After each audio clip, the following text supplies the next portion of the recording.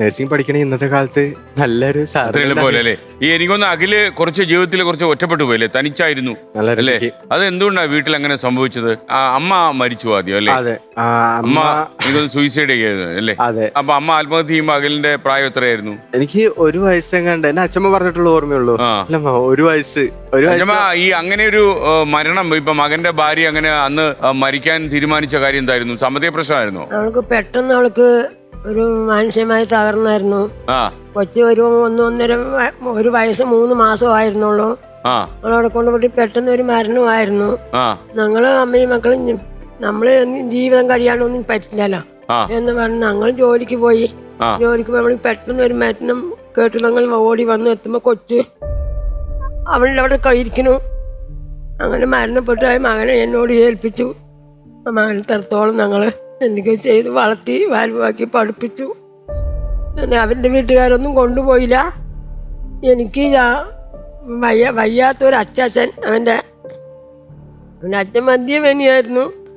അല്ല, അച്ഛൻ ഈ മരണത്തിന് ശേഷമാണോ മദ്യപിച്ചു തുടങ്ങിയത്, അതോ അതിന് മുമ്പേ തന്നെ മദ്യപിക്കും? മുമ്പ് ഉണ്ട് എന്നും കുറേശ്ശൊക്കെ ഉണ്ടായിരുന്നു. പിന്നെ അവൻ ഇതിങ്ങനെ കഴിഞ്ഞു പോയപ്പോ പിന്നെ അവന് ഒരു ഇതിലായിരുന്നു. ഒരുപാട് അവന് മാനസികമായി തകർന്ന് അവന് മദ്യത്തിലായിരുന്നു.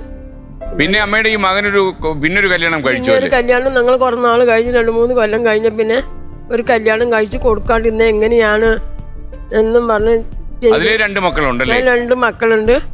അവൻ എൻ്റെ കൂടെ തന്നെ ഇവനൊന്നും കൊച്ചുങ്ങളും വരും എൻ്റെ കൂടെ തന്നെ. ഒരു കിടക്കാൻ അവർക്കൊരു ഭവനമില്ല. ചെറിയൊരു ചാള വെച്ച് കെട്ടിയിട്ടാണ് അവര് ഭാര്യയും ഭർത്താവും മക്കളും കൂടി കിടന്നത്. അപ്പൊ കുഞ്ഞു മക്കൾ 2 എന്റെ വീട്ടിലേക്ക് വരും. അഖിലിനെ അപ്പം വളർത്തുന്നത് ഞാനാ വളർത്തിയത്. ഏറ്റെടുത്തു അല്ലേ? ഞാൻ ഏറ്റെടുത്തു. ഏറ്റെടുക്കാൻ കാര്യം എന്തോ? ഈ അഖിലിന്റെ അച്ഛൻ നോക്കുന്നില്ലായിരുന്നു? നോക്കും. അവൻ ഇങ്ങനെ എപ്പോഴെങ്കിലും വരുമ്പോ കാണും, നോക്കും, പോകും.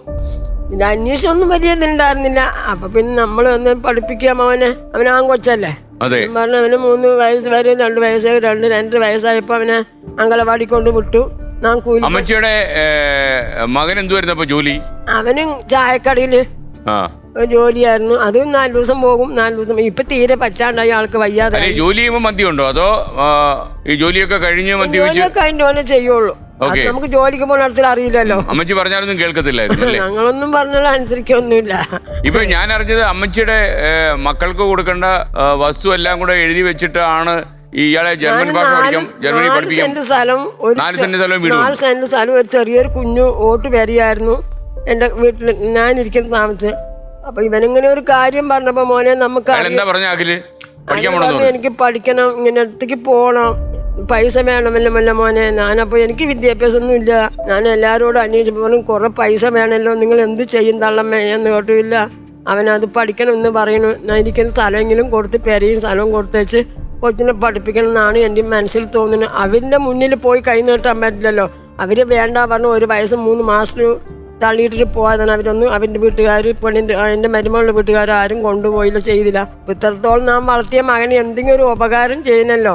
ഞങ്ങൾ മരുന്ന് പോയി നാളെ മരിച്ച 2 ദിവസമായി എന്നും പറഞ്ഞുകൊണ്ട് ഞാൻ തരാം മോനെ എന്ന് പറഞ്ഞു. അപ്പം പോകുമ്പോൾ ഇത്തിരി പൈസ കൊടുക്കണം അവിടെ ചേർത്താൻ അവിടെ. അപ്പം എൻ്റെ കഴുത്തിലൊരു കുഞ്ഞു മാലയുണ്ടെന്ന്. ആ മാല കൊണ്ടുപോയി ഞങ്ങൾ 40,000 രൂപയ്ക്ക് പണയം വെച്ച് ആ കുറച്ച് പൈസയും കൊണ്ട് ഞങ്ങൾ പഠിക്കട്ടെ മാ എന്ന് പറഞ്ഞു കൊണ്ട് പഠിക്ക്.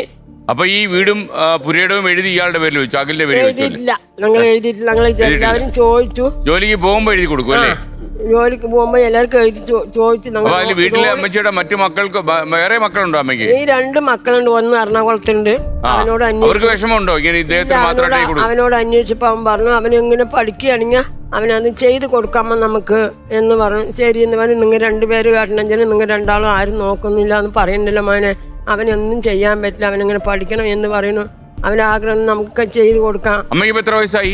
എനിക്ക് 68 വയസ്സ്. 68 വയസ്സിൽ അമ്മ ജോലിക്ക് പോകുന്നുണ്ടല്ലോ. ഞാൻ തൊഴിലുറപ്പിന് പോകും. വേറെ എന്തെങ്കിലും ഒരു പണി കിട്ടിയാ എന്തെങ്കിലും പോകും. അതുവരെയൊക്കെ അവൻ അവിടെയും ഇവിടെയെല്ലാം നിന്ന് കൊണ്ടുവന്നു. അപ്പൊ ഒന്നിനും പറ്റുന്നില്ല. അമ്മയ്ക്ക് വയസ്സായി. ഞാനപ്പോ എനിക്ക് സുഖമില്ല, ഒരുപാട് രോഗിയായി ഞാൻ കടന്നു. സാധാരണഗതിയില് എത്ര മണിക്കൊക്കെ പോകണം അമ്മച്ചിക്ക് ഈ തൊഴിലുറപ്പിന്? തൊഴിലുറപ്പിനൊക്കെ 8:30 പോണം. ഇഞ്ചി പണിക്ക് പോകുമ്പോഴോ? ഇഞ്ചി പണിക്ക് പോകുമ്പോഴോ 5 മണിക്ക് പോണം. വെളുപ്പിന് 5 മണിക്ക് പോണം. എത്ര മണിക്ക് തിരിച്ചു വരും വീട്ടിലേക്ക്? തിരിച്ച് ഇഞ്ചി പണിക്ക് പോയി തിരിച്ചു വരുമ്പോ 7 മണിയാകും. രാത്രി 7 മണിയാവും. അപ്പൊ അതിൽ നിന്നൊക്കെയാണ് ഇയാളെ വളർത്തിയതല്ലേ? അതെ. അങ്ങനെ വളർത്തി അമ്മച്ചി ഒരുപാട് പാടുപെട്ടു, ഒരുപാട് കഷ്ടപ്പെട്ടു. അപ്പൊ അത് കാരണം കൊണ്ട് ഇനി അവൻ എന്താ ചെയ്യുന്നേ? ചിലപ്പോ അയാളുടെ സമയമായി കാണും, അപ്പൊ അയാൾ ഇനി രക്ഷപ്പെടാൻ പോവായിരിക്കും. അപ്പൊ അങ്ങനെ നെന്മാറായിരുന്നു രുക്മിണി അമ്മയ്ക്ക് സന്തോഷിക്കാം. അവന് വന്ന് പറഞ്ഞു. അത് കാരണം കൊണ്ട് ഞാൻ എന്താ ചെയ്യുന്നു മകനെ, ഒരു വഴിയുമില്ലല്ലോ നമുക്ക് എന്ന് പറഞ്ഞു. അമ്മ ദൈവത്തോട് പ്രാർത്ഥിക്കണം, ഞാൻ പോയി പഠിച്ചിട്ട് വരാൻ പറഞ്ഞു. എന്റെ കാലും പിടിച്ച് വന്നതാ എന്റെ മോൻ, വന്നു പഠിച്ചു. ദൈവം എന്തോ ഒരു വഴി കൂട്ടി. ഞാനപ്പ എല്ലാവരും പറഞ്ഞു, നിങ്ങൾ ഈ വയസ്സായ കാലത്ത് നിങ്ങൾ ഇറങ്ങി പോകാനാണ് പേരക്കുട്ടിനെ ഇത് കാട്ടിയിട്ട്. ആൾക്കാർ അങ്ങനെയല്ലോ പറയുന്നത്.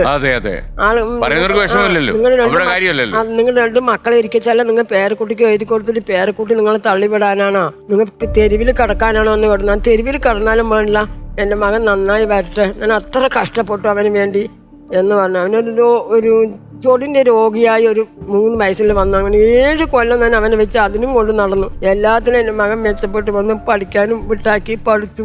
എന്താന്ന് ഞാൻ മകൻ പഠിച്ചു, അമ്മ എന്ത് കാട്ടണമെന്നു അവൻ അച്ഛനും അന്വേഷിച്ചില്ല.